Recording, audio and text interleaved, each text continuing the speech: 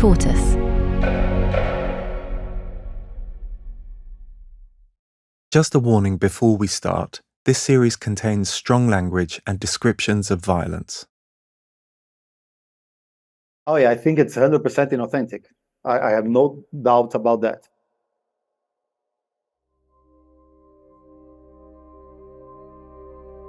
We're back in London, and we've got Ron Schnell's dataset.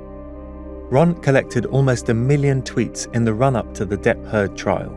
I hope this trove of information will reveal clues about who trolled Amber. And my producer Xavier and I have finally found an expert who is willing to look into it. My name is Johan. Johan Chen. I'm the founder of the SafeLink network, where we're building technologies to detect anomalies on the internet. During my PhD, I got to work at security teams with Twitter, Amazon, and Google, detecting different bad actors. Johan is the man behind something called Information Tracer, this pretty cool website I've been using a lot on this investigation. Information Tracer is an AI-powered tool to help people search and investigate different social media campaigns. Johan has the credentials we need, but I also want a second opinion. Hey, Ko-Chang, how are you? Great, how are you?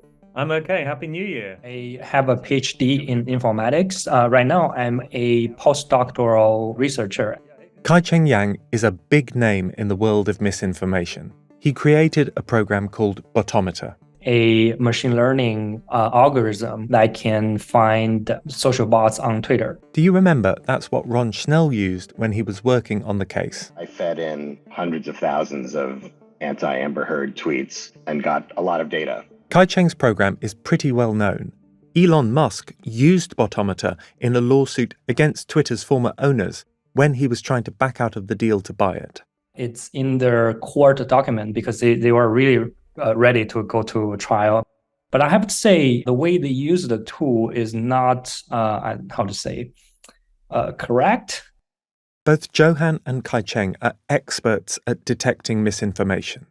If anyone's going to find bots, if anyone can tell us whether they were working at scale or even acting in coordination, it's these guys. But it's going to take them a while to properly analyze so many tweets, a couple of weeks at least.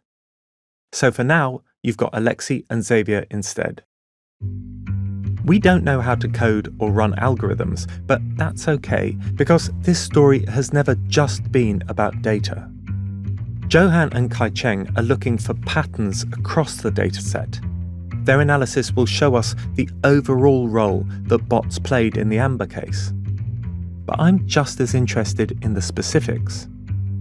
I want to find individual users who are not who they say they are.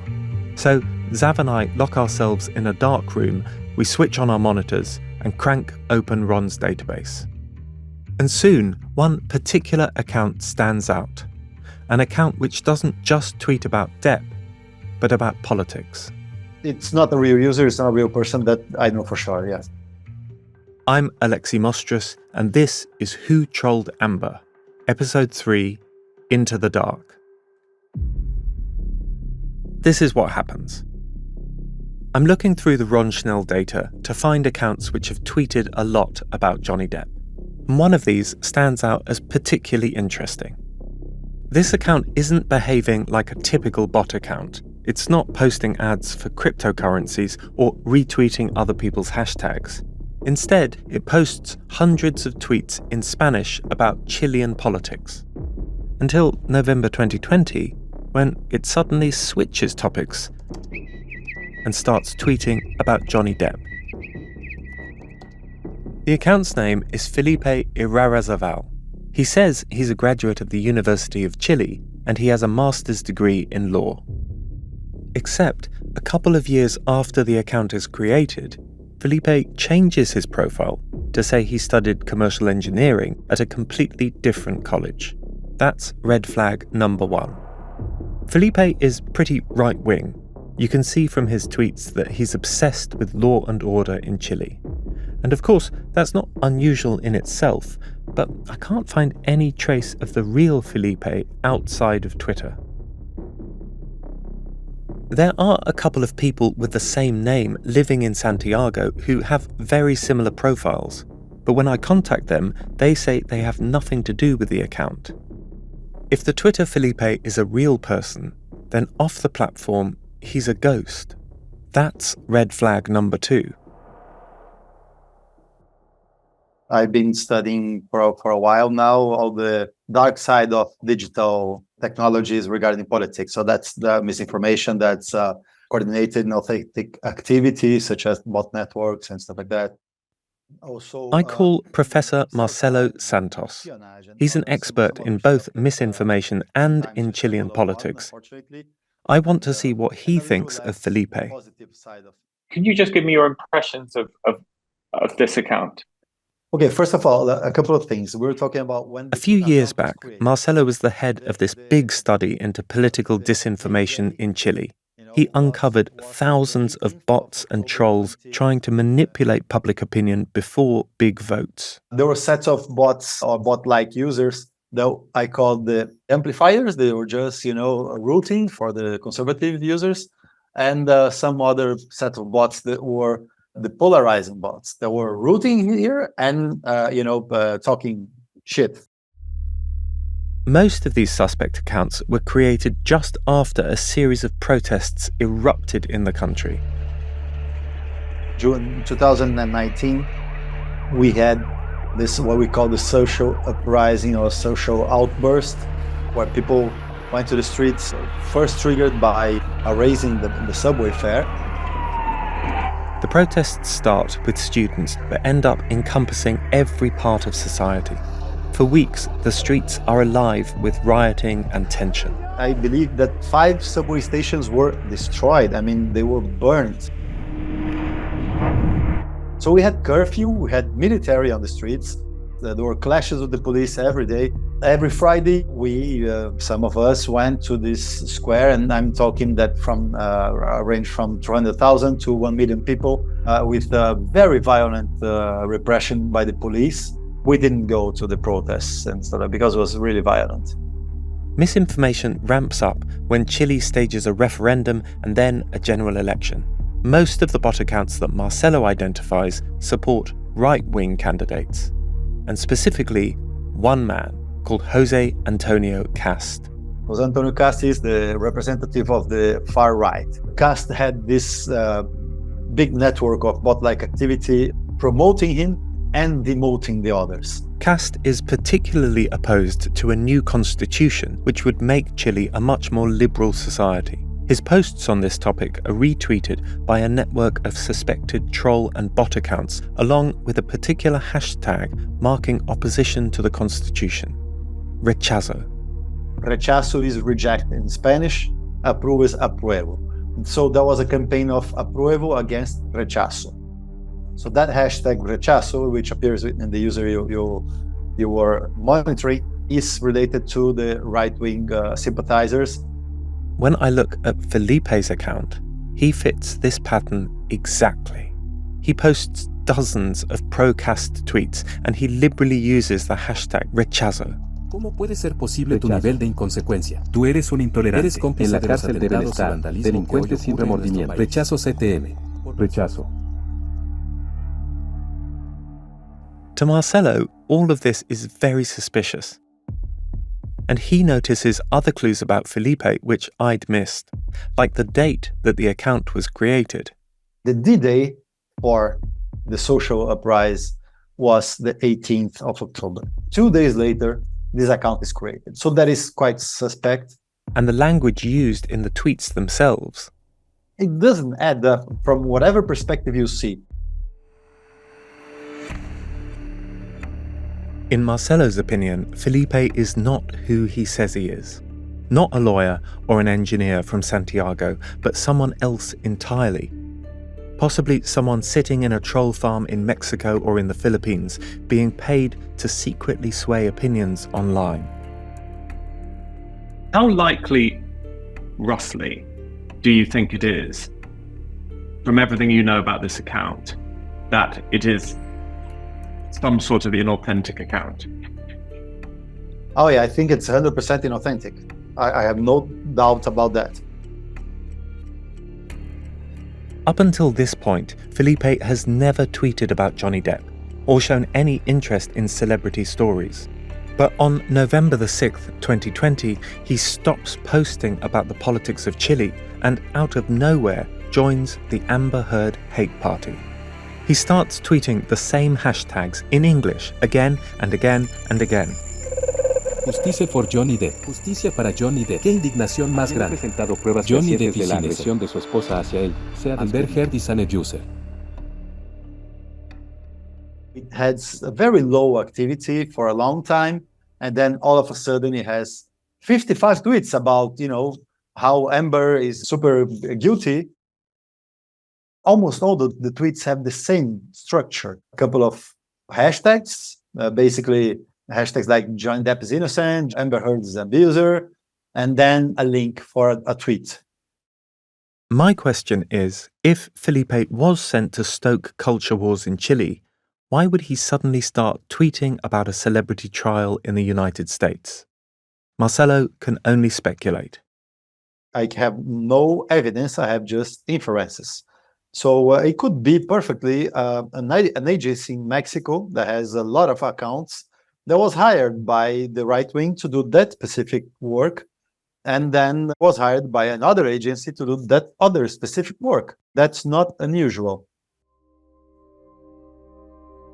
Not only is Marcelo saying that Felipe is a fake account, one of hundreds created to stoke up tensions in Chile's politics, he's suggesting that at some point at the end of 2020, the fake Felipe was repurposed away from right-wing rabble-rousing and towards Johnny Depp. This story's horizons are broadening. What started as a celebrity story now seems to be crossing over with international politics. I suppose when it comes to online manipulation, the target doesn't really matter. Whether you want to promote a celebrity or a politician, the tools are the same. And I had one more slightly unsettling thought. If it hadn't have been for Ron's data, Felipe's activities would still be hidden. He deleted his account in 2021, wiping away all his tweets.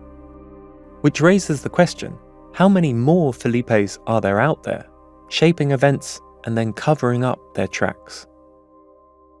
I get off the call and I go and find Xavier to tell him about Marcelo. As it turns out, he has found out a lot more. The first thing that I found were all these accounts posting in Thai.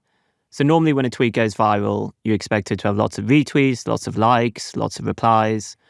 What's happening with these accounts is that they're only ever posting once about Depp, and they're getting a huge number of retweets, thousands and thousands. And the crucial bit is that the accounts have basically no followers, and barely anyone is actually engaging with the tweets. No one is replying to the tweets. So if you take a look at this one, it's congratulating Johnny Depp after the US trial. The tweet has 22,000 retweets, only 11 replies, and the account has only a couple dozen followers. Here's another one, an account which has 2 followers, tweets once about Depp, gets 9,000 retweets. And then this one, 6,500 retweets, no replies whatsoever. My best guess is that these accounts are being retweeted in an automated way, but by bots that are possibly not sophisticated enough to actually engage with the tweets or reply to the tweets. Another thing I found was a network of accounts tweeting about Depp in Spanish.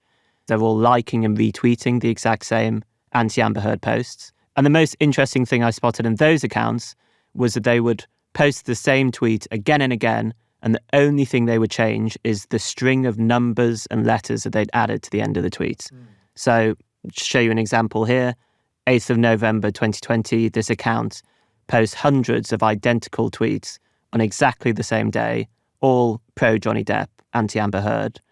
And the only thing that is changing in those tweets is the string of numbers and letters at the end. I talked to a disinformation expert, and he said that he sees this kind of thing a lot. And what accounts are normally doing, he thinks, is trying to avoid spam filters. So they will slightly alter the tweets to get around the filters. And he actually sent me a link to a YouTube video in Arabic, which shows how you can automate this process. So I think actually with both the Thai accounts and with the Spanish accounts, what we're seeing is automation. That's amazing. I mean, I also found some really weird stuff. There's this one account which has tweeted 370,000 times since 2021 and has liked more than 400,000 posts. I've worked out that's a post every 2 minutes for 24 hours a day for 3 years. There's this other account that's tweeted 7,000 times in a short period, wasn't following anyone at all, but it was part of a network that I found that seems to be using fake pictures. All of these pictures could be traced back to Instagram models. This network of pro-Johnny Depp accounts had taken those pictures. There was so much weird stuff.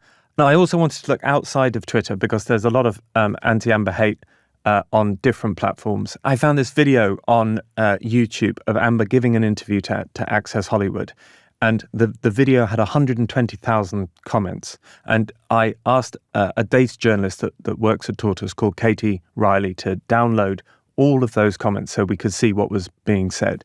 She found that 60,000 of these 120,000 comments had exactly the same phrase in them. So the phrase was, "She is not a victim." And that exact phrase appeared in more than half of the 120,000 comments posted under this video.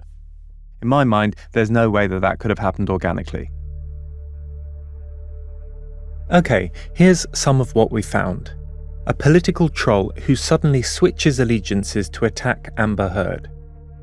Spanish-speaking bot networks posting hundreds of pro-Depp tweets.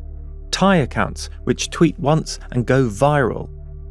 And tens of thousands of identical messages left under Amber Heard videos on YouTube.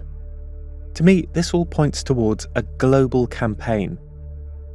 If that's right, it either means it was coordinated by someone pretty powerful, someone with access to disinformation resources in different countries, or it means that multiple people were responsible, and that these guys somehow moulded together and merged with genuine Depp fans to create a hybrid campaign. But our examples are still a bit piecemeal. I feel like we're standing in front of a giant screen that's shielding us from the truth, and we're poking little holes in it, trying to see through each of them one by one. When what we need is someone to pull back the whole sheet. My wife, she's from Myanmar. We met in the United States. A year into COVID, there was a military coup in Myanmar, and the country went into civil unrest. Johan has seen firsthand the impact that misinformation can have in the real world. And what happened is, before the coup, the military junta in Myanmar was spreading misinformation on Facebook, but no one really caught them because they were tweeting in Burmese language, which is not analyzed by the system that Facebook built at the time. In 2018, military personnel in Myanmar created hundreds of fake accounts on Facebook. They posed as pop stars, models, or other celebrities. Their aim was to secretly spread hatred against the country's Rohingya minority. Since that point, Johan's dedicated his working life to fighting misinformation and manipulation online. And now he's got some answers for us. There are some common indicators of suspicious behaviors in the entire data set.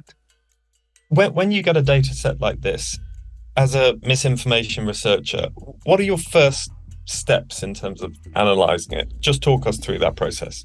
I want to look globally. Who is the top spreader and what tweet is the most retweeted or quoted or mentioned? From those top tweets, I start to investigate who are interacting with those tweets. As I drill down, I start to investigate different campaigns. Johan found that the dataset contains a lot of anonymous accounts. Which means each account, they never use real names or real profiles. He also found a lot of suspicious amplification, which is when a tweet receives far more engagement than it normally would have received. Johan is talking about accounts which have almost no followers, but when they start tweeting about Johnny Depp, they suddenly get thousands of retweets. Like the Thai account Xavier found. Johan identified other indicators too, like common content.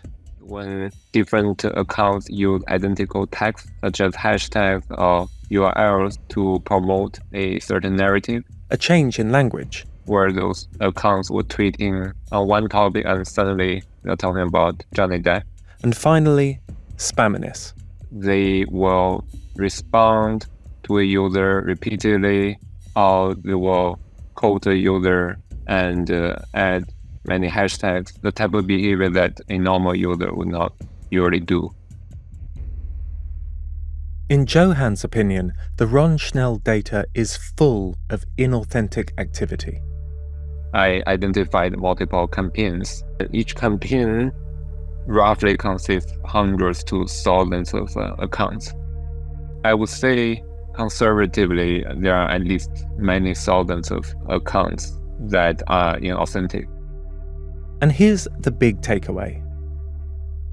Across the whole data set, I think at least 50% of tweets were generated by inauthentic accounts. This is pretty astonishing.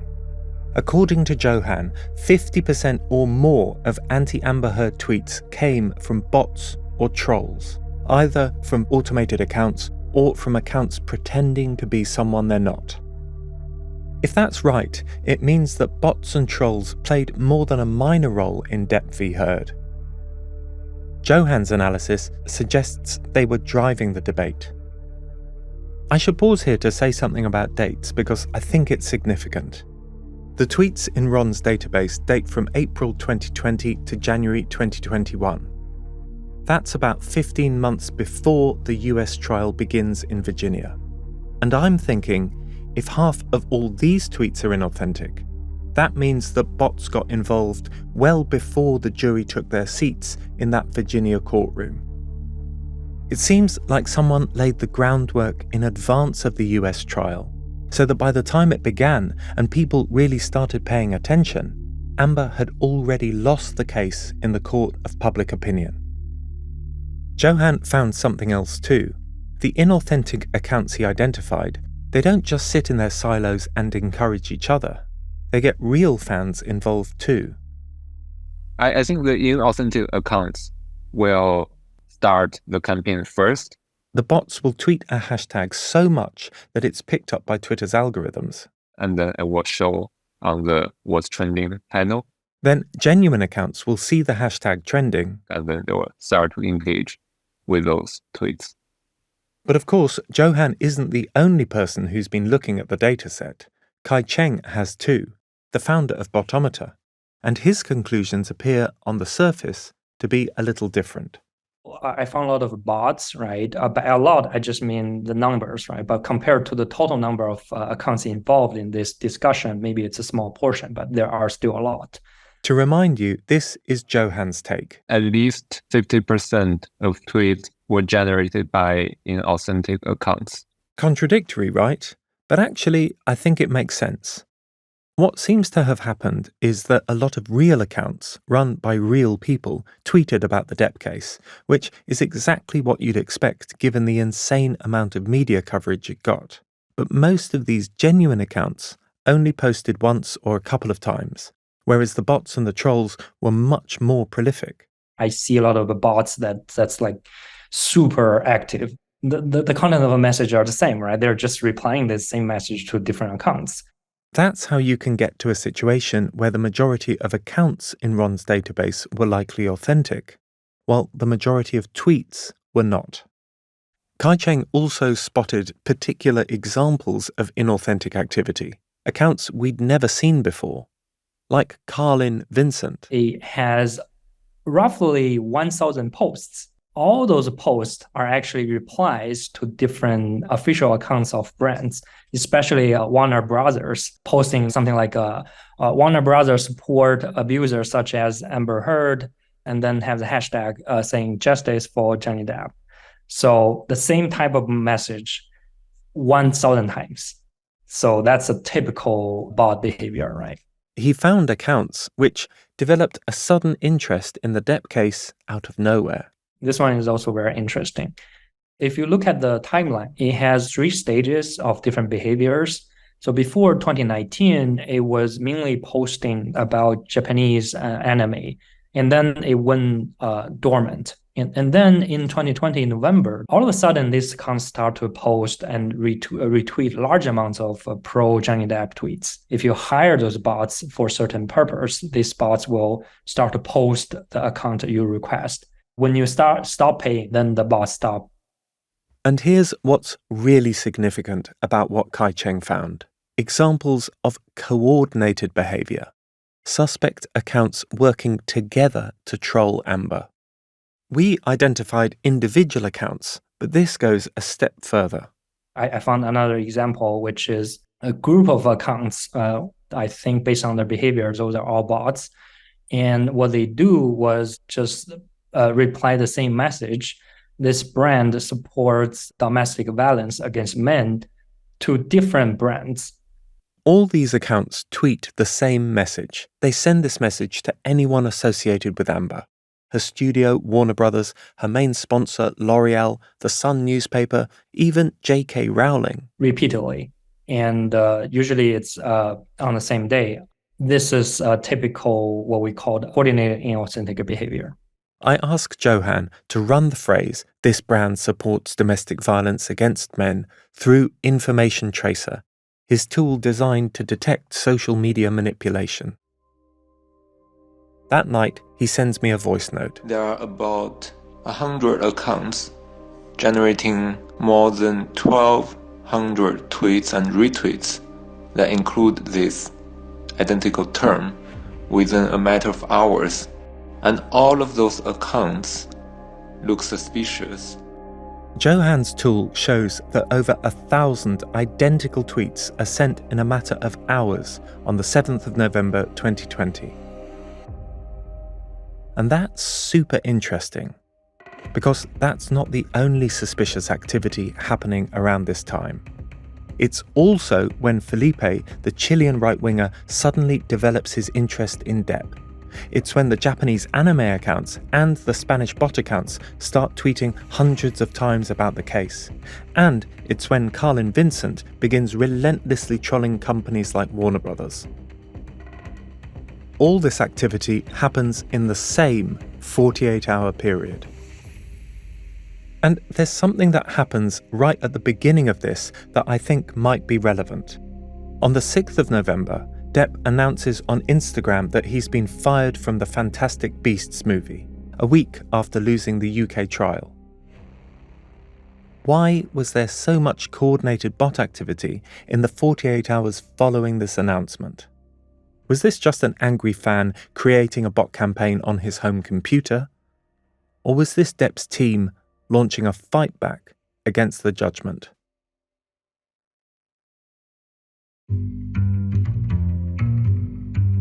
In the early 19th century, a French criminal called Eugène François Vidocq decided to become a private detective. Vidocq was possibly the world's first ever example of a sleuth. He went on to found France's first criminal investigative agency, and his story inspired several writers, including Victor Hugo. He also pioneered the use of agents provocateurs, secret agents who would go undercover to encourage suspects to commit a crime. And that's how I've come to see the bots and trolls in the Amber Heard case. They didn't create all the hate towards her, but they were in the mix, stoking things up, encouraging and inciting ugly elements which were already present, making sure that by the time you became aware of the story, your social media feed was already filled with one-sided vitriol. I feel like I've learned a lot from Johan and Kai-Cheng. We've got much closer to answering the question of what happened. But that still leaves the other question. Who trolled Amber? Who commissioned these bots and trolls in the first place? Ron's dataset has given us almost too many leads. It shows that the campaign against Amber has come from all over the world. I feel a bit stuck, so I do what I normally do when I need an answer. I ring Daniel Mackey, the former spy who put me on this story in the first place. How are you? Happy New Year. Happy New Year. I'm good. I'm very well. I mean, work stress is work stress, but life is overall it's pretty good. Basically, the top line from Johan, one of the researchers, was that in his opinion, more than half of all the tweets in the database using anti-Amber Heard hashtags were posted by inauthentic accounts. Wow. And what led him to that conclusion? And that doesn't surprise me in the slightest, but that's interesting. That's a substantial finding. Both Johan and Kai-Cheng found suspicious behavior across the entire data set. Maybe I can go through a couple of examples quickly. Yeah, absolutely. There were quite a few repurposed accounts that they found. Right. So the accounts are either being leveraged by the same actor working for different clients, or they were being bought and sold and used by different actors. That is bread and butter disinformation, inauthentic activity.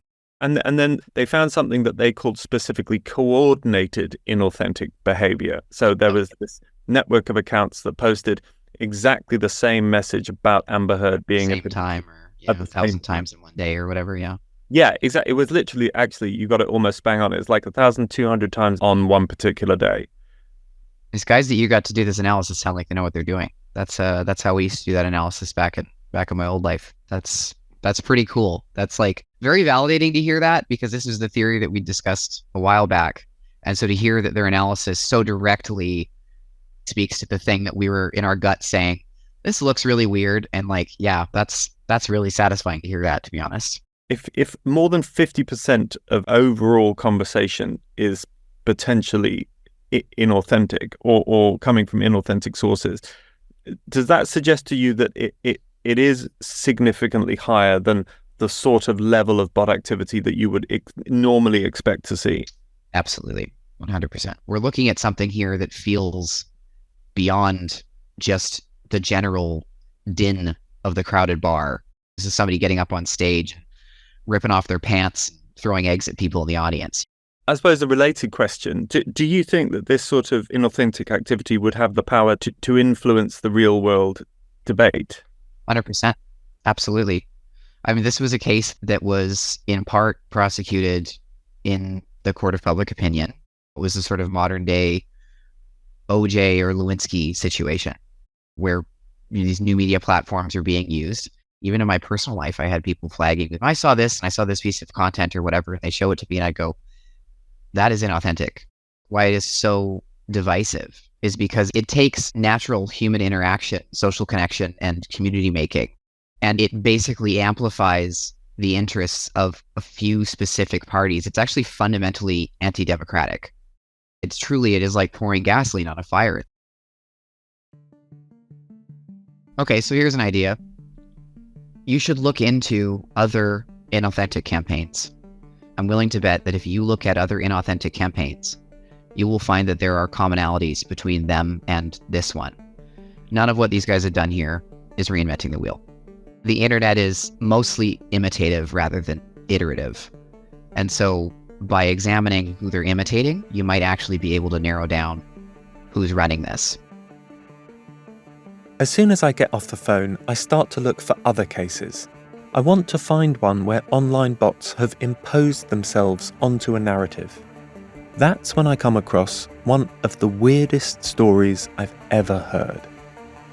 And I didn't expect it would give me a clue about who trolled Amber. Turns out, I was wrong. Next time on Who Trolled Amber, we go through the looking glass. I call it my Alice in Wonderland life, since it started. A homicide case gives us new clues. Do you think that anyone connected to you might have paid for bots or trolls to support your case? Yeah, I think so. Yeah. And a former FBI agent raises an intriguing possibility. They want to showcase the failures of the U.S. That's why you would have state actors or other groups in this. This is a propaganda war. We contacted Johnny Depp while making this podcast, but he didn't respond. Thank you for listening to Who Trolled Amber. Who Trolled Amber is written and reported by me, Alexi Mostras, and by Xavier Greenwood. The producer is Xavier Greenwood. Additional reporting by Katie Riley. Sound design is by Carla Patella. The narrative editor is Gary Marshall. The editor is David Taylor.